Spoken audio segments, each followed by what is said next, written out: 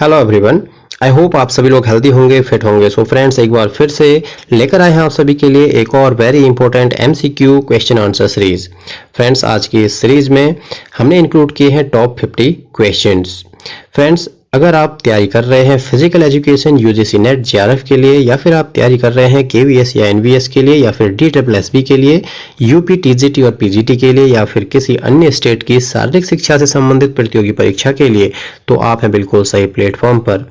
हम आपको प्रोवाइड कराते हैं डेली एमसीक्यू टेस्ट सीरीज। इसके अलावा हम आपको प्रोवाइड कराते हैं गेम्स और स्पोर्ट्स से रिलेटेड और फिजिकल एजुकेशन से related most important one liner question answer serieses. Friends, अगर आप हमारे चैनल पर नए हैं तो सबसे पहले चैनल को सब्सक्राइब कर लीजिए ताकि आगे आने वाली वीडियोस की नोटिफिकेशन सबसे पहले आपको मिल जाए। नोटिफिकेशन पाने के लिए आपको बेल आइकन दबाना होगा। और हाँ, जो वीडियोस हमने ऑलरेडी अपने चैनल पर अपलोड कर दी हैं, उन सभी के लिंक मैंने डिस्क्रिप्शन में दे दिए हैं। इस वीडियो के बाद आप उन्हें भी देख सकते हैं क्योंकि सभी वीडियोज बहुत इंपॉर्टेंट हैं। तो चलिए शुरू करते हैं आज की हमारी ये क्वेश्चन आंसर सीरीज। शुरू करने से पहले कहना चाहूंगा, वीडियो अच्छे लगे तो लाइक जरूर कीजिएगा और अपने फ्रेंड्स के साथ शेयर भी जरूर कीजिएगा। फ्रेंड्स, शुरू करने से पहले आप अपनी नोटबुक और पेन साथ में ले लीजिए और सभी क्वेश्चंस के आंसर आप खुद भी लगाते जाइए और आप देखिए कि लास्ट में आपका स्कोर कितना रहा। आप अपना स्कोर हमें कमेंट बॉक्स में लिख सकते हैं। तो चलिए शुरू करते हैं। आज का पहला क्वेश्चन है, हमारे शरीर में लिगामेंट नामक मुलायम ऊतक का क्या कार्य है? लिगामेंट जो बोन को बोन से कनेक्ट करता है, यानी कि हड्डी को हड्डी से जोड़ता है, वो एक मुलायम ऊतक है। उसका क्या कार्य होता है ये पूछा गया है। ऑप्शन क है जोड़ों के घर्षण को कम करना, ख है गतियों में सामंजस्य बैठाना, ग है लीवर की तरह कार्य करना, या फिर घ है जोड़ों के डिसलोकेशन को रोकना। आई होप आपने आंसर गेस कर लिया होगा। अगर आपको किसी भी क्वेश्चन में अधिक समय चाहिए तो आप वीडियो को पॉज करके अपना समय ले सकते हैं। मैं आंसर बताने जा रहा हूं। जो पहला क्वेश्चन है उसका आंसर आपने जी हाँ गेस कर ही लिया होगा। ऑप्शन घ बिल्कुल सही है, जोड़ों के डिसलोकेशन को रोकना। ये लिगामेंट का एक मुख्य कार्य है। चलिए बढ़ते हैं क्वेश्चन नंबर 2 की ओर। क्वेश्चन नंबर 2 है, किसने कहा कि मानव ब्रह्मांड का सूक्ष्म रूप से प्रतिनिधित्व करता है? ठीक है, ये एक शॉर्ट डेफिनेशन है। ऑप्शन क है सुकरात, ऑप्शन ख है एरिस्टोटोफोन, ऑप्शन ग है हिपोक्रेटस, ऑप्शन घ है होमर। आपको बताना है इनमें से किसने कहा कि मानव ब्रह्मांड का सूक्ष्म रूप से प्रतिनिधित्व करता है। आई होप आपने राइट आंसर गेस कर लिया होगा। चलिए मैं आपको राइट आंसर बताने जा रहा हूं। ऑप्शन ग हिपोक्रेटस बिल्कुल सही आंसर हो जाएगा। चलिए बढ़ते हैं क्वेश्चन नंबर 3 की ओर। क्वेश्चन नंबर 3 आपके स्क्रीन पर है। क्वेश्चन है, निम्न में से किस खेल की गेंद दबाने पर कठोर लगती है? ठीक है, आपको बताना है 4 ऑप्शंस में से कौन सी ऐसी गेंद है जिसका सरफेस जो है, जो गेंद है, सबसे कठोर होती है। ऑप्शन क है टेनिस, ऑप्शन ख है वॉलीबॉल, ऑप्शन ग है सॉफ्ट बॉल, ऑप्शन घ है बास्केटबॉल। आई होप आपने राइट आंसर गेस कर लिया होगा। जी हाँ, बिल्कुल सही, ऑप्शन ग सॉफ्ट बॉल बिल्कुल सही आंसर हो जाएगा। नाम इसका सॉफ्ट बॉल है लेकिन ये बिल्कुल भी सॉफ्ट नहीं होती है। कहने का तात्पर्य है कि जो यहाँ पर 4 ऑप्शन दिए गए हैं इनमें सबसे कठोर होती है। चलिए बढ़ते हैं नेक्स्ट क्वेश्चन की ओर। Question number 4। क्वेश्चन नंबर 4 है, निम्न में से वसा यानी कि फैट के पाचन में कौन मदद नहीं करता? ठीक है, आपको बताना है 4 ऑप्शन यहाँ पर देखें, इनमें से कौन एक है जो फैट को पचाने में मदद नहीं करता है। ऑप्शन क है बाइल, ऑप्शन ख है एमाइलेज, ऑप्शन ग है गैस्ट्रिक लाइपेज, ऑप्शन घ है लाइपेज। आई होप आपने राइट आंसर गेस कर लिया होगा। अधिक समय चाहिए तो आप वीडियो को पॉज कर सकते हैं। मैं राइट आंसर बताने जा रहा हूं। जी हाँ, राइट आंसर ऑप्शन ख बिल्कुल सही हो जाएगा। एमाइलेज जो है वो कार्बोहाइड्रेट को पचाने में मदद करता है, बाकी बाइल, गैस्ट्रिक लाइपेज और लाइपेज जो है फैट के पाचन में सहायक होते हैं। चलिए बढ़ते हैं नेक्स्ट क्वेश्चन की ओर। क्वेश्चन नंबर 5, निम्न में से मनुष्य के लिए क्या घातक है? ठीक है, 4 ऑप्शन आपके स्क्रीन पर हैं। एलडीएल की मात्रा का बढ़ जाना, ऑप्शन ख है एचडीएल का बढ़ जाना, ऑप्शन ग है एलडीएल का घट जाना, और ऑप्शन घ है एचडीएल का घट जाना। चलिए पहले मैं आपको क्लियर कर दूं, जो एलडीएल है इसे कहते हैं लो डेंसिटी लिपोप्रोटीन, और जो एचडीएल है उसे कहते हैं हाई डेंसिटी लिपोप्रोटीन। ठीक है, तो आपको बताना है इनमें से कौन सा मनुष्य के लिए घातक होता है। आई होप आपने राइट आंसर गेस कर लिया होगा। जी हाँ फ्रेंड्स, बिल्कुल सही, ऑप्शन क बिल्कुल सही आंसर हो जाएगा। जो LDL होता है, लो डेंसिटी लिपोप्रोटीन, अगर इसकी मात्रा बढ़ जाती है तो ये मनुष्य के लिए घातक सिद्ध होता है। ये मनुष्य के शरीर में कोलेस्ट्रॉल की मात्रा बढ़ा देता है, जो कि हृदय रोगों के लिए बहुत ही घातक होता है। चलिए बढ़ते हैं नेक्स्ट क्वेश्चन की ओर। Question number 6। क्वेश्चन नंबर 6 आपके स्क्रीन पर है। क्वेश्चन है, निम्न में से क्या विषम है? 4 ऑप्शन आपके स्क्रीन पर हैं। क है फुटबॉल, ख है बास्केटबॉल, ग है हैंडबॉल और घ है बिलियर्ड्स। आपको बताना है क्या विषम है। ठीक है, इन चारों में कौन सा ऐसा एक है जो अन्य से मैच नहीं करता है? तो बहुत इजी आपके लिए रहेगा। जी हाँ, ऑप्शन घ बिलियर्ड्स बिल्कुल सही आंसर हो जाएगा, क्योंकि ये टेबल पर खेले जाने वाला एक खेल है। बाकी सभी जो हैं ग्राउंड पर या सरफेस पर खेले जाने वाले गेम हैं। चलिए बढ़ते हैं नेक्स्ट क्वेश्चन की ओर। नेक्स्ट क्वेश्चन भी बिल्कुल उसी प्रकार से, निम्न में से क्या विषम है? क है जवाहरलाल नेहरू स्टेडियम, ख है ओलंपिक स्टेडियम, ग है बर्ड नेस्ट और घ है पैनाथेनिक। आई होप आपने राइट आंसर गेस कर लिया होगा।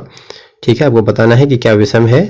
4 ऑप्शन मैंने आपको बताइए, Jawaharlal Nehru stadium, Olympic stadium, bird nest या फिर पैनाथेनिक स्टेडियम।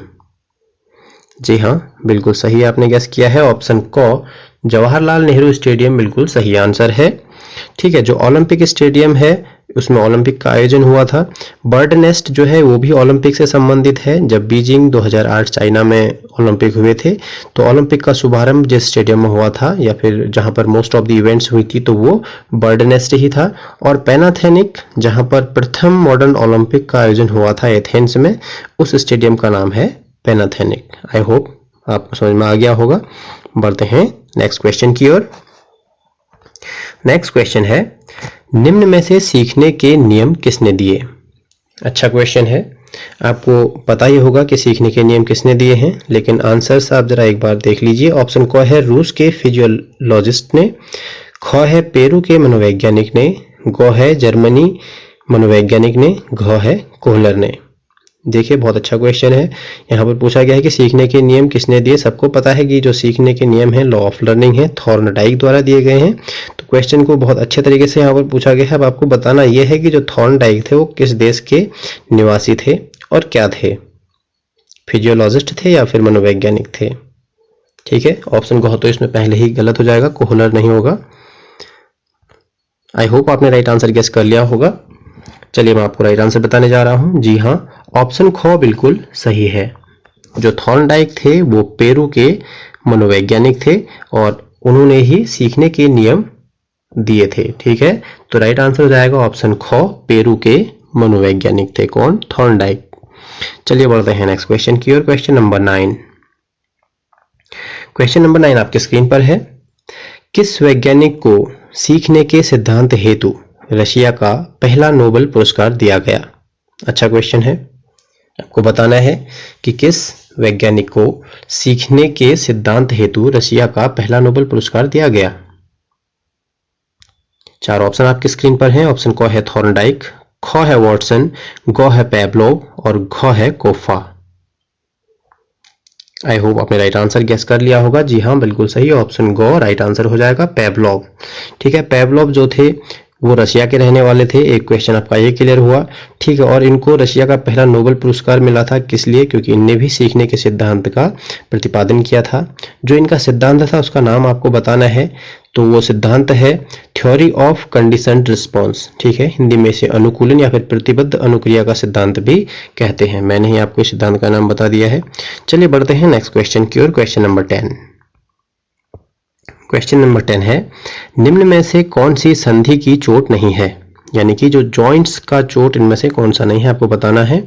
ऑप्शन क है डिसलोकेशन, ऑप्शन ख है ब्रूसाइटिस, ऑप्शन ग है स्प्रेन, ऑप्शन घ है स्ट्रेन। इनमें से कौन सी इंजरी जॉइंट इंजरी नहीं है, ये आपको बताना है। इजी हो गया। आई होप आपने आंसर गेस कर लिया होगा। चलिए मैं आपको राइट आंसर बताने जा रहा हूं। ऑप्शन घ स्ट्रेन बिल्कुल सही आंसर हो जाएगा। ठीक है, स्ट्रेन जो है टेंडन की इंजरी होती है। चलिए बढ़ते हैं नेक्स्ट क्वेश्चन की ओर। नेक्स्ट क्वेश्चन है, हमारे हृदय में कितने पंप होते हैं?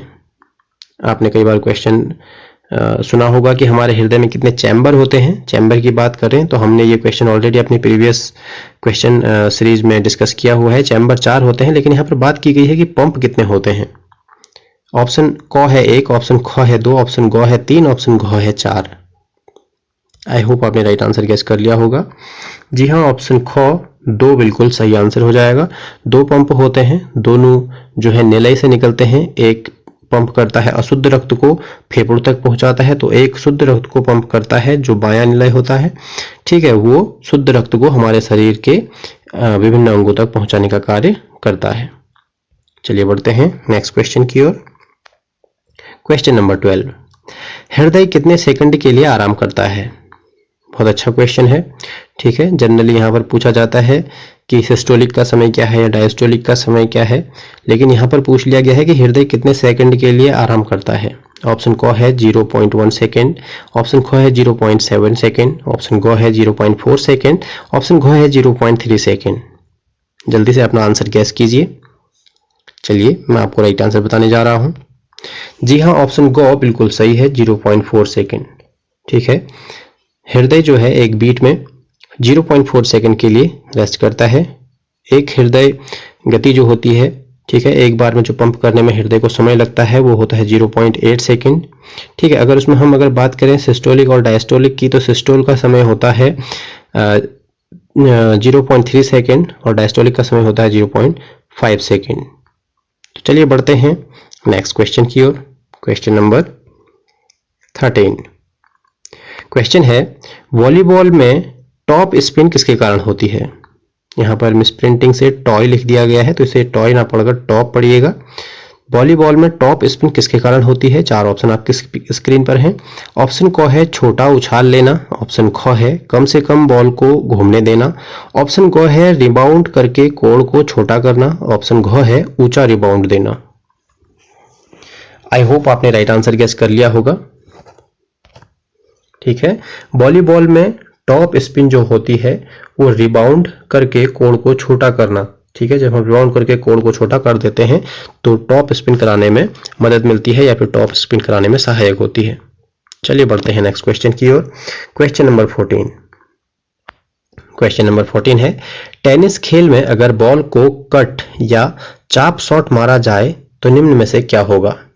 4 ऑप्शन है आपके पास। क है बाउंस, ख है रिबाउंड, ग है स्पिन या घ है ड्रॉप। ठीक है, एक क्वेश्चन तो यही बन जाता है कि चॉप शॉट किस खेल से संबंधित है, ऐसा भी क्वेश्चन पूछा जा सकता है। ठीक है, या फिर इस चाप शॉट को कई बार चोप शॉट भी कह देते हैं या खाली चोप वर्ड भी दे दिया जाता है। तो आपको बताना है कि ये टेनिस से संबंधित शॉट है। पहले बात तो समझ लीजिए सर्विस है एक प्रकार की। टेनिस खेल में अगर बॉल को कट या फिर चॉप शॉट मारा जाए तो क्या होगा? बाउंस, रिबाउंड, स्पिन या फिर ड्रॉप। जी हाँ, बिल्कुल सही गेस किया है, गो स्पिन होगा। ठीक है, जब हम उसको कट मारते हैं या फिर चॉप शॉट मारते हैं तो वो बॉल जो है स्पिन होके अगले कोर्ट में जाती है। चलिए बढ़ते हैं नेक्स्ट क्वेश्चन की ओर। Question number 15। क्वेश्चन नंबर 15 है, राष्ट्रमंडल खेलों में यानी कि कॉमनवेल्थ खेलों की शुरुआत कहां से और कब हुई? अच्छा क्वेश्चन है। ऑप्शन क है 1950 1950 नई दिल्ली, ऑप्शन ख है 1956 मेलबर्न, ग है 1930 हैमिल्टन और घ है 1934 लंदन। आई होप आपने राइट आंसर गेस कर लिया होगा। चलिए मैं आपको राइट आंसर बताने जा रहा हूं। आपको अधिक समय चाहिए तो आप वीडियो को पॉज कर सकते हैं। ऑप्शन ग बिल्कुल सही आंसर है। ठीक है, जो राष्ट्रमंडल खेल हैं या फिर कॉमनवेल्थ गेम हैं उनकी शुरुआत वर्ष 1930 हैमिल्टन कनाडा से हुई थी। ठीक है, जो हैमिल्टन है वो कनाडा में स्थित है। बढ़ते हैं नेक्स्ट क्वेश्चन की ओर। Question number 16। क्वेश्चन नंबर 16 है, अफ्रीका और एशियन देशों के मध्य होने वाले विशेष खेलों को क्या कहा जाता है? 4 ऑप्शन आपके स्क्रीन पर हैं। क है एशियन खेल, ख है राष्ट्रमंडल खेल, ग है एशियन कप एशियन कम अफ्रीकन खेल और घ है एफ्रो एशियन खेल।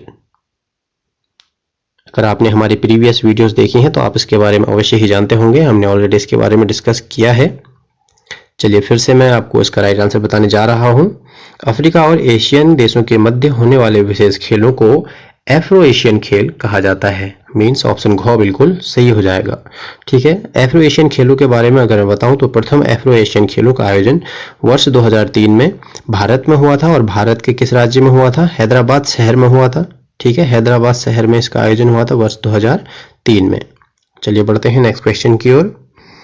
नेक्स्ट क्वेश्चन है, भारत में स्कूल के खेलों को कौन संचालित करता है? चार ऑप्शन आपके स्क्रीन पर हैं। CBSE, ख है ऑल इंडिया बोर्ड, ग है SGFI, घ है NCERT। इजी क्वेश्चन रहेगा आपके लिए। चलिए मैं आपको राइट आंसर बताने जा रहा हूं। जी हाँ, ऑप्शन ग SGFI बिल्कुल सही ऑप्शन हो जाएगा। ठीक है, school games federation of India स्कूलों में खेलों को संचालित करती है और इसका जो SGFI का गठन हुआ था 1954 में हुआ था। ये क्वेश्चन भी कई बार पूछा जाता है। नेक्स्ट क्वेश्चन है क्वेश्चन नंबर 18। किसने एथेंस में ओलंपिक के आयोजन स्थल तक मशाल लाने की परंपरा शुरू की थी? ठीक है, क्वेश्चन एक बार फिर से समझिए। किसने एथेंस में ओलंपिक के आयोजन स्थल तक, एथेंस से होना चाहिए, किसने एथेंस से ओलंपिक के आयोजन स्थल तक मशाल लाने की परंपरा शुरू की थी? तो ऑप्शन क है कुबर्टिन ने, ऑप्शन ख है डिडान ने, ऑप्शन ग है एडोल्फ हिटलर ने, या ऑप्शन घ है कार्ल डाइम ने। आप जल्दी से अपना आंसर गैस कीजिए। अधिक समय चाहिए तो आप वीडियो को पॉज कर सकते हैं। आई होप आपने राइट आंसर गैस कर लिया होगा। चलिए मैं आपको राइट आंसर बताने जा रहा हूं।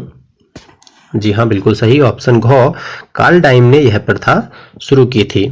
वर्ष 1936 बर्लिन जर्मनी में जब ओलंपिक हुए थे तो एथेंस से ओलंपिक के आयोजन स्थल तक मशाल को लाने की परंपरा शुरू की गई।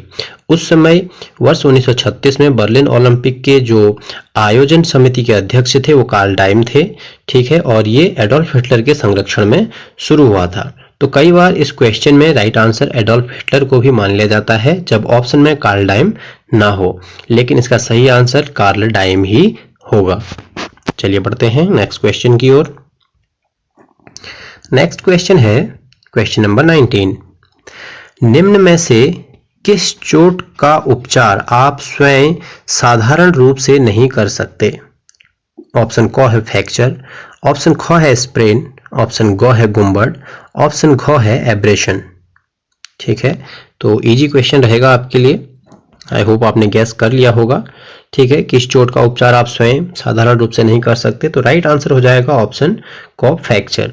जब फ्रैक्चर होता है वो बोन इंजरी होती है, हार्ट टिश्यू इंजरी होती है, तो इसका उपचार आप स्वयं साधारण रूप से नहीं कर सकते हैं। ठीक है, स्प्रेन जो है लिगामेंट की इंजरी है, इसका उपचार व्यक्ति स्वयं के द्वारा कर सकता है। गुम्बद जिसे कंट्यूशन भी कहते हैं। फिर एब्रेशन है, ठीक है, रगड़ लग जाना, छिल जाना, तो इसका उपचार भी व्यक्ति स्वयं द्वारा कर सकता है, लेकिन जो फ्रैक्चर है उसका उपचार स्वयं से साधारण रूप से नहीं कर सकते हैं। तो बढ़ते हैं नेक्स्ट क्वेश्चन की ओर। Question number 20। क्वेश्चन नंबर 20 है, फुटबॉल और हॉकी के खिलाड़ी किस चोट के बचाव के लिए शिन गार्ड पहनते हैं? ठीक है, चार ऑप्शन आपकी स्क्रीन पर हैं। ऑप्शन क है स्प्रेन, ऑप्शन ख है गुम्बद, ऑप्शन ग है स्टिच, ऑप्शन घ है स्ट्रेस फ्रैक्चर। क्वेश्चन को समझिए। फुटबॉल और हॉकी के खिलाड़ी किस चोट से बचने के लिए शिन गार्ड का प्रयोग करते हैं, ये पूछा गया है। स्प्रेन, गुम्बद, स्टिच या फिर स्ट्रेस फ्रैक्चर। आई होप आपने राइट आंसर गेस कर लिया होगा। जी हाँ, ख गुम्बद बिल्कुल सही आंसर हो जाएगा। ठीक है, गुम्बद को मैंने बताया कि कंट्यूशन भी कहते हैं। ठीक है, स्प्रेन लिगामेंट की चोट है, स्टिच जो है पेट में लगने वाली चोट है, और स्ट्रेस फ्रैक्चर जो है हाथ में या फिर पाँव में लगने वाली चोट है। चलिए बढ़ते हैं नेक्स्ट क्वेश्चन की ओर। Question number 21। निम्न में से किस खेल में सामान्यतः सबसे अधिक फुट डिसलोकेशन होता है? ठीक है, फुट डिसलोकेशन किस खेल में होता है सामान्यतः, ये आपको बताना है। ऑप्शन आपके सामने है। ऑप्शन क है डाइविंग, ख है साइकिलिंग, ग है तीरंदाजी, घ है जिम्नास्टिक। आई होप आपने राइट आंसर गेस कर लिया होगा। किस खेल में सबसे अधिक फुट डिसलोकेशन होता है? ठीक है, जी हाँ, राइट आंसर बिल्कुल सही आपने गेस किया। ऑप्शन घ जिम्नास्टिक। जिम्नास्टिक में सबसे अधिक फुट डिसलोकेशन होता है। नेक्स्ट क्वेश्चन है, ब्लड प्लाज्मा में पानी का कितना प्रतिशत होता है? यह है क्वेश्चन नंबर 22। आपको बताना है जो ब्लड प्लाज्मा होता है उसमें पानी का कितना प्रतिशत होता है। अगर आपने हमारे प्रीवियस वीडियो देखी है तो आप इसका आंसर अवश्य जानते होंगे। क है 80%, ख है 90%, ऑप्शन ग है 60%, ऑप्शन घ है 70%। आई होप आपने राइट आंसर गेस कर लिया होगा। चलिए मैं आपको राइट आंसर बताने जा रहा हूं। ऑप्शन ग सही आंसर हो जाएगा। ठीक है, जनरली 55 to 60% इसका करेक्ट आंसर होता है, लेकिन यहाँ पर बेस्ट आंसर जो है 60% है, तो यही सही आंसर माना जाएगा। चलिए बढ़ते हैं नेक्स्ट क्वेश्चन की ओर। Question number 23। क्वेश्चन नंबर 23 है, चाय, कॉफी, कोला ड्रिंक, आहार संबंधित दवाइयों में कौन सा उत्तेजक सबसे अधिक पाया जाता है? ठीक है, ऑप्शन क है कोक, ऑप्शन ख है कोकीन, ऑप्शन ग है कोकोआ, ऑप्शन घ है कैफीन। इजी आंसर क्वेश्चन रहेगा आपके लिए, आंसर गेस कर लिया होगा आपने। चलिए मैं आपको राइट आंसर बता दूं, ऑप्शन घ कैफीन बिल्कुल सही हो जाएगा। चाय, कॉफी, कोल्ड ड्रिंक या फिर आहार संबंधित दवाइयों में जो उत्तेजक पदार्थ होता है उसका नाम है कैफीन। चलिए बढ़ते हैं नेक्स्ट क्वेश्चन की ओर। Next question, question number 24।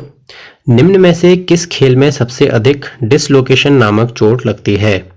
चार ऑप्शन आपकी स्क्रीन पर हैं। फुटबॉल, ऑप्शन ख डाइविंग, ग है जिम्नास्टिक, घ है वॉलीबॉल। आपको बताना है इन खेलों में से किस खेल में सबसे अधिक डिसलोकेशन नामक चोट लगती है। ठीक है, डिसलोकेशन जो है जॉइंट इंजरी होती है। आई होप आपने गेस कर लिया होगा। जी हाँ, बिल्कुल सही, ऑप्शन ग जिम्नास्टिक बिल्कुल सही आंसर हो जाएगा। जिम्नास्टिक में सबसे अधिक डिसलोकेशन नामक चोट लगती है। बढ़ते हैं नेक्स्ट क्वेश्चन की ओर। Question number 25। क्वेश्चन नंबर 25 है, अगर मांसपेशी में मायोसिन का प्रतिशत 50 से 55 हो तो एक्टिन का प्रतिशत क्या होगा? ठीक है, मसल्स में दो तरह के फिलामेंट पाए जाते हैं, मायोसिन और एक्टिन और मायोसिन। तो आपको बताना है मायोसिन अगर 50 से 55% होगा तो फिर उसमें एक्टिन का कितना प्रतिशत होगा? ऑप्शन क है 40 से 50%, ऑप्शन ख है 30 से 35%, ऑप्शन ग है 20 से 25%, ऑप्शन घ है 10 से 15%। आई होप आपने राइट आंसर गेस कर लिया होगा। चलिए मैं आपको राइट आंसर बताने जा रहा हूं। ऑप्शन ग बिल्कुल सही हो जाएगा, 20 से 25%। ठीक है, अगर मांसपेशी में मायोसिन का प्रतिशत 50 से 55 है तो एक्टिन का प्रतिशत जो है वो 20 से 25 हो जाएगा। चलिए बढ़ते हैं नेक्स्ट क्वेश्चन की ओर। Question number 26। क्वेश्चन नंबर 26 है, अगर अंतः श्वसन में ली गई O2 की मात्रा 20% हो तो बाह्य श्वसन में लगभग कितनी होगी?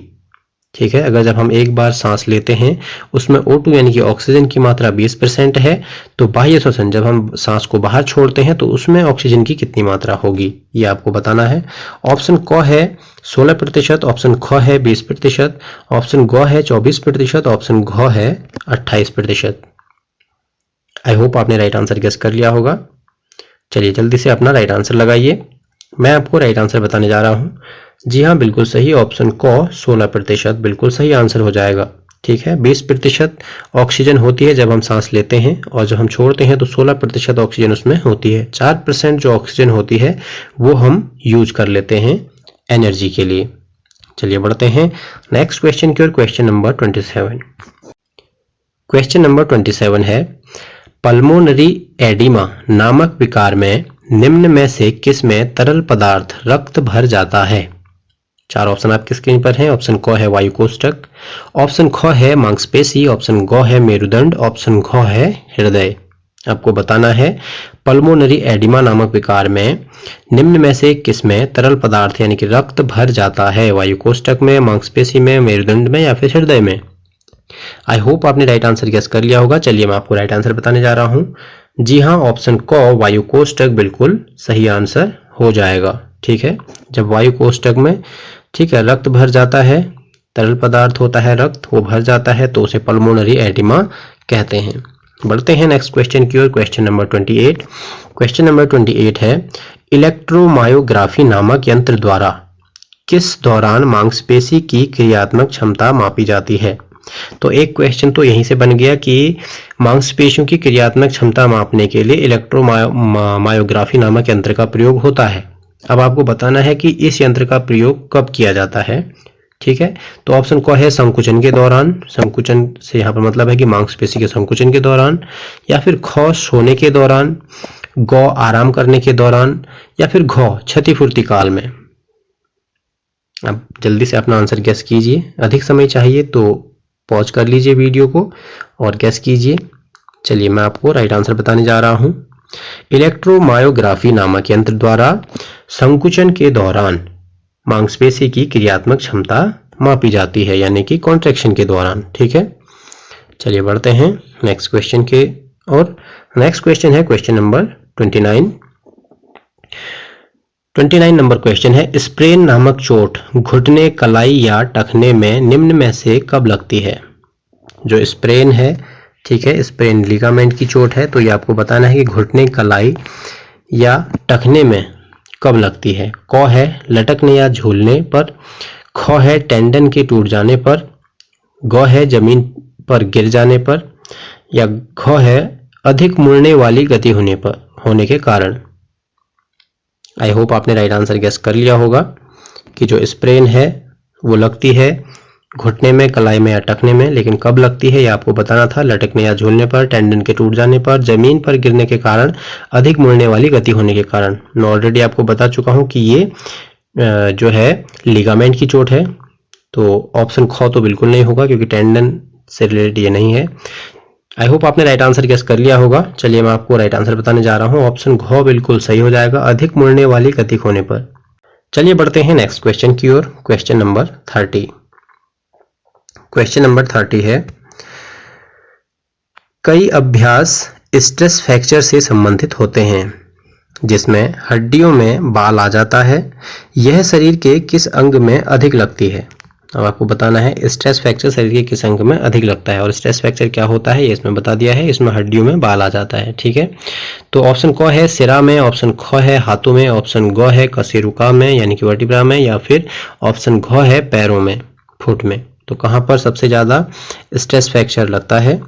आई होप आपने राइट आंसर गेस कर लिया होगा। जी हाँ, बिल्कुल सही आपने गेस किया है। ऑप्शन घ पैरों में जो स्ट्रेस फ्रैक्चर होता है वो पैरों में सबसे अधिक लगती है। ठीक है, इसी से संबंधित एक फ्रैक्चर है जिसका नाम है मार्च फ्रैक्चर। ठीक है, चलिए बढ़ते हैं नेक्स्ट क्वेश्चन की ओर। Question number 31। क्वेश्चन नंबर 31 है, कार्डियक आउटपुट निलय द्वारा पंप किए गए रक्त की मात्रा से संबंधित अवधि के संबंध में क्या सही है? फिर से एक बार समझिए, कार्डियक आउटपुट निलय द्वारा पंप किए गए रक्त की मात्रा से संबंधित अवधि के संबंध में क्या सही है? ऑप्शन क है आरंभ के दौरान, ऑप्शन ख है 1 सेकंड में, ऑप्शन ग है 1 मिनट में, ऑप्शन घ है संकुचन के दौरान। आई होप आपने राइट आंसर गेस कर लिया होगा। चलिए मैं आपको राइट आंसर बता दूं, ऑप्शन ग बिल्कुल सही है। ठीक है, जो कार्डियक आउटपुट है वो क्या होता है ये मैं आपको पहले बता दूं। ठीक है, हृदय द्वारा या फिर कह सकते हैं कि हृदय के निलय द्वारा 1 मिनट में पंप की गई रक्त की मात्रा कार्डियक आउटपुट कहलाती है। तो यहाँ पर अवधि पूछी गई थी, तो 1 मिनट में बिल्कुल सही हो जाएगा ऑप्शन ग। चलिए बढ़ते हैं क्वेश्चन नंबर 32 की ओर। क्वेश्चन नंबर 32 है, निम्न में से यह कथन किसके लिए सही है? एक मशीन जो रासायनिक ऊर्जा को यांत्रिक ऊर्जा में परिवर्तित करती है। ऑप्शन क है प्लीहा स्प्लीन, ऑप्शन ख है हाथ पैर, ऑप्शन ग है यकृत, ऑप्शन घ है मांसपेशियां। क्वेश्चन को एक बार फिर से समझिए, निम्नलिखित में से यह कथन किसके लिए सही है कि ऐसी मशीन जो रासायनिक ऊर्जा को यांत्रिक ऊर्जा में परिवर्तित करती है। ठीक है, कौन परिवर्तित करता है ये आपको बताना है, प्लीहा, हाथ पैर, यकृत या फिर मांसपेशी। आई होप आपने राइट आंसर गेस कर लिया होगा। राइट आंसर है मांसपेशी, मसल्स। ठीक है, मसल्स में ही रासायनिक ऊर्जा यांत्रिक ऊर्जा में परिवर्तित होती है। चलिए बढ़ते हैं नेक्स्ट क्वेश्चन की ओर। Question number 33। क्वेश्चन नंबर 33 है, कौन सा शारीरिक अंग फ्लैट बैक से संबंधित है? ऑप्शन क है कंधे, ऑप्शन ख है वक्ष, ऑप्शन ग है पसलियों का क्षेत्र, ऑप्शन घ है लंबर यानी कि कमर। इजी क्वेश्चन रहेगा आपके लिए। आई होप आपने राइट आंसर गेस कर लिया होगा। जी हाँ, ऑप्शन घ लंबर यानी कि कमर बिल्कुल सही आंसर हो जाएगा। ठीक है, जो फ्लैट बैक है वो कमर से संबंधित होती है। कमर का क्षेत्र जो है लंबर रीजन भी कहा जाता है। चलिए बढ़ते हैं नेक्स्ट क्वेश्चन की ओर। क्वेश्चन नंबर 34, शरीर का कौन सा अंग फेफड़ों में भोज्य पदार्थों को नहीं ले जाने देता? ठीक है, ऑप्शन क है मुख, ऑप्शन ख है नाक, ऑप्शन ग है लैरिक्स, ऑप्शन घ है एपिग्लोटियस। आई होप आपने राइट आंसर गेस कर लिया होगा, इजी रहेगा आपके लिए। ठीक है, शरीर में एक ऐसा अंग होता है जो भोजन को फेफड़ों में यानी कि श्वास नली में जाने से रोक देता है। ठीक है, तो राइट आंसर है ऑप्शन घ एपिग्लोटियस, बिल्कुल सही आंसर है।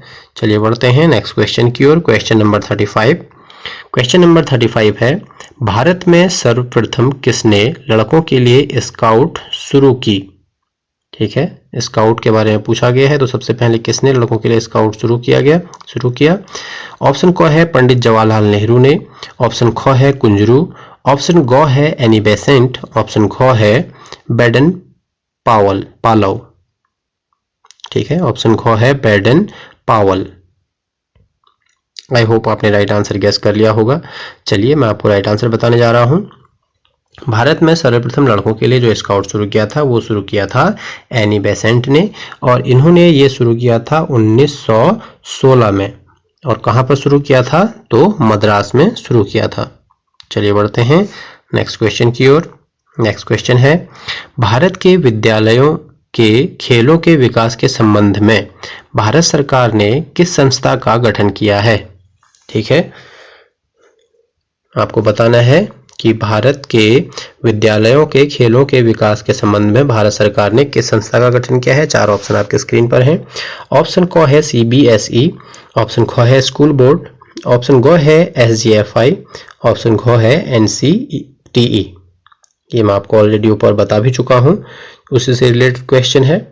जी हाँ, ऑप्शन ग बिल्कुल सही आंसर हो जाएगा, SGFI, school games federation of India, इसका फुल फॉर्म है। बढ़ते हैं नेक्स्ट क्वेश्चन की ओर। नेक्स्ट क्वेश्चन है क्वेश्चन नंबर 37, निम्न में से पानी में घुलनशील विटामिन कौन सा है? आपको बताना है पानी में घुलनशील विटामिन कौन सा है। ऑप्शन क है A, ऑप्शन ख है B, ऑप्शन ग है D, ऑप्शन घ है K। इजी क्वेश्चन रहेगा आपके लिए, वो आपने गैस कर भी लिया होगा। चलिए मैं आपको बता देता हूं, ऑप्शन ख बिल्कुल सही हो जाएगा। जो जल में घुलनशील या पानी में घुलनशील विटामिन है वो होता है B। ठीक है, जल में घुलनशील विटामिन B के अलावा होता है विटामिन C। बाकी विटामिन जो होते हैं A, D और E और K ये होते हैं वसा में घुलनशील।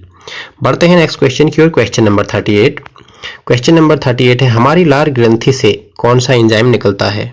इजी क्वेश्चन रहेगा। ऑप्शन क है एमाइलेज, ख है ट्रिप्सिन, ग है टाइलिन, घ है रेनिन। आई होप आपने गैस कर लिया होगा। जी हाँ, राइट आंसर है ऑप्शन ग टाइलिन। ठीक है, जो लार ग्रंथियां होती हैं या जो लार होती है उनसे निकलने वाले एंजाइम का नाम है टाइलिन। चलिए बढ़ते हैं नेक्स्ट क्वेश्चन की ओर। क्वेश्चन नंबर 39, निम्न में से वॉलीबॉल खेल से क्या संबंधित है? 4 ऑप्शन आपके स्क्रीन पर हैं, बोनस लाइन, बक लाइन, अटैक लाइन या फिर गोल लाइन। इजी क्वेश्चन रहेगा, आई होप आपने गैस कर लिया होगा। ऑप्शन गो अटैक लाइन बिल्कुल सही हो जाएगा। बोनस लाइन और बक लाइन कबड्डी से संबंधित है, वहीं गोल लाइन फुटबॉल से संबंधित है। चलिए बढ़ते हैं क्वेश्चन नंबर 40 की ओर। हृदय के किस भाग में महाधमनी जुड़ी रहती है? अच्छा क्वेश्चन है। 4 ऑप्शन आपके स्क्रीन पर हैं, दायां निलय, ऑप्शन ख दायां अलिंद, ऑप्शन गो बायां निलय, ऑप्शन घ बायां अलिंद। आपको बताना है हृदय के किस भाग से महाधमनी जुड़ी रहती है। आई होप आपने राइट आंसर गेस कर लिया होगा। जी हाँ, बिल्कुल सही आपने बताया है, जो बायां निलय होता है, ठीक है, लेफ्ट साइड का जो महाधमनी होती है उससे जुड़ी रहती है। चलिए बढ़ते हैं नेक्स्ट क्वेश्चन की ओर।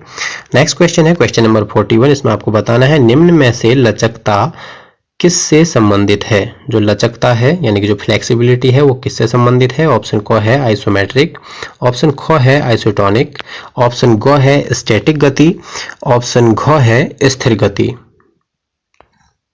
आई होप आपने राइट आंसर गेस कर लिया होगा। चलिए मैं आपको राइट आंसर बताने जा रहा हूं, ऑप्शन ख बिल्कुल सही आंसर हो जाएगा। आइसोटोनिक गति से संबंधित है फ्लेक्सिबिलिटी यानी कि लचकता। चलिए बढ़ते हैं क्वेश्चन नंबर 42 की ओर। निम्न में से किस खेल में एक टीम में पुरुष और महिला दोनों रहते हैं? अच्छा क्वेश्चन है। ऑप्शन क है ब्रिज, ऑप्शन ख है बाउलिंग, ऑप्शन ग है कॉर्फ बॉल, ऑप्शन घ है तलवारबाजी। आई होप आपने राइट आंसर गेस कर लिया होगा। चलिए मैं आपको राइट आंसर बताने जा रहा हूं। जी हाँ, बिल्कुल सही आपने गेस किया है, ऑप्शन ग कॉर्फ बॉल।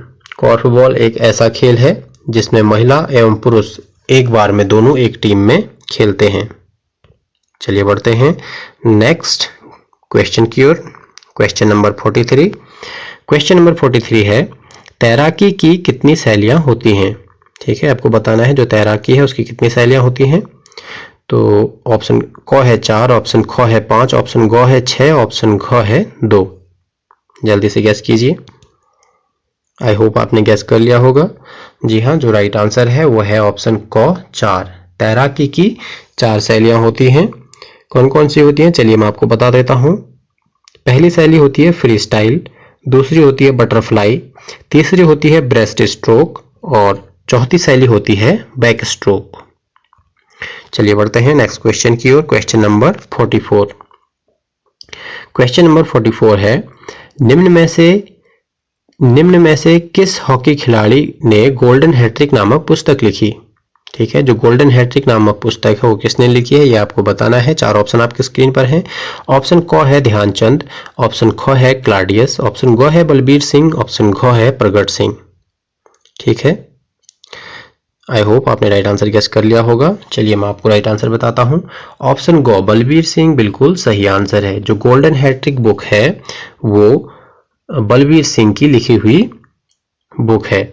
अगर बात करें हम ध्यानचंद की तो ध्यानचंद ने लिखी है गोल नामक पुस्तक। ठीक है, जो उनकी आत्मकथा है उसका नाम है गोल।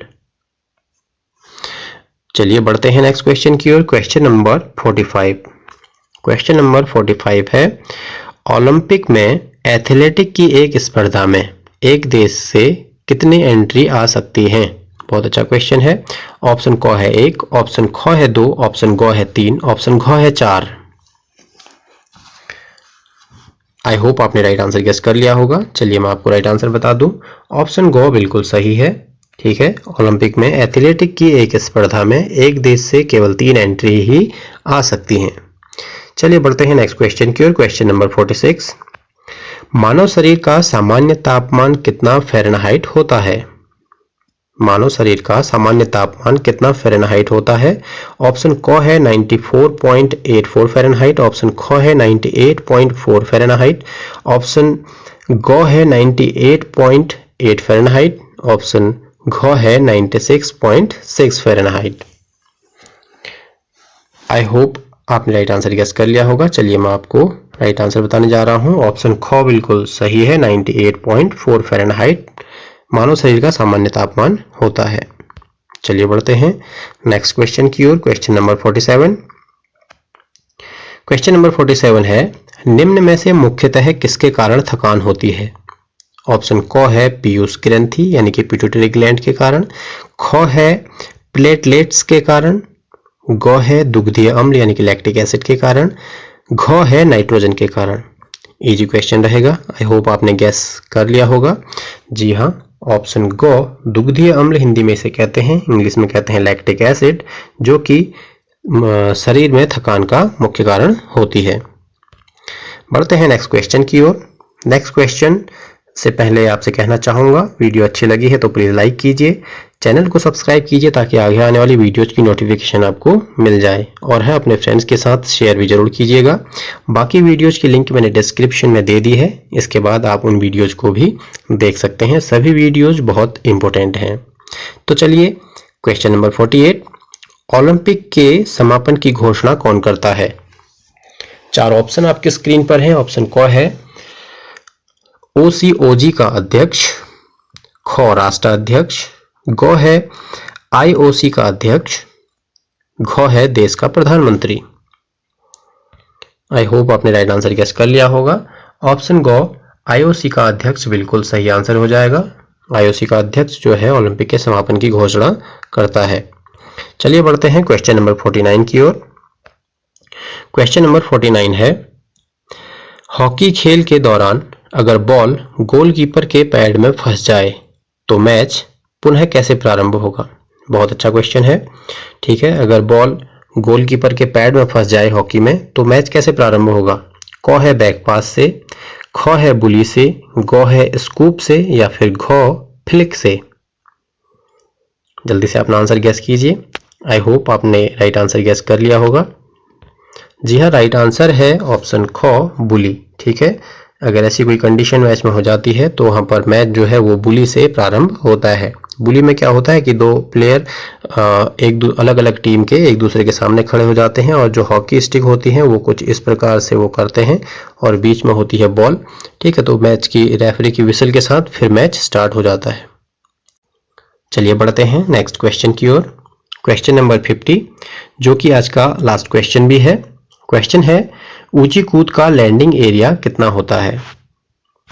ऊंची कूद का लैंडिंग एरिया कितना होता है ये आपको बताना है। ऑप्शन क है 5/6 मीटर, ख है 6/4 मीटर, ग है 5/5 मीटर या फिर घ है 4/4 मीटर।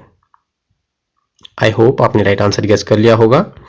चलिए मैं आपको राइट आंसर बताने जा रहा हूं। ऊंची कूद का जो लैंडिंग एरिया होता है वो होता है 6/4 मीटर। ठीक है, ये नए रूल के अकॉर्डिंग है। इससे पहले ये 5/3 मीटर का हुआ करता था। आई होप आपको आज की हमारी ये सीरीज अच्छी लगी होगी।